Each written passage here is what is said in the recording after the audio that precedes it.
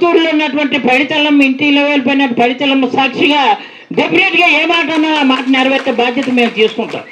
ఈ ఊరికి సంబంధించినటువంటి అమ్మవారి తాలూకు మాన్యాన్ని నువ్వు 14 ఎకరాలు తీసేసుకుంటావు.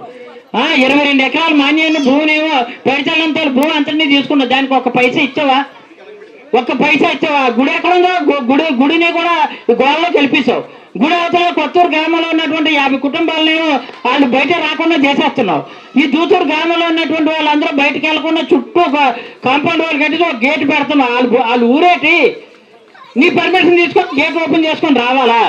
ఇదంతా అన్యాయం. అందుకని ఇవన్నీ కూడా ఇది ఎవరు పరిష్కరించాలా? కంపెనీ వాడికన్నా ప్రభుత్వం పరిష్కరించాలా. ప్రభుత్వంలో ఉన్నటువంటి ఇప్పుడు ప్రభుత్వం ఏ ప్రభుత్వం ఉంది? కూటమి ప్రభుత్వంలో ఉన్నటువంటి నాయకులు వాళ్ళు కూటమి ప్రభుత్వం వాళ్ళు కుళ్ళు ప్రభుత్వం తెచ్చుకోవాలా. ఆ నాయకులు పరిష్కరించవలసిన బాధ్యత ఉంది.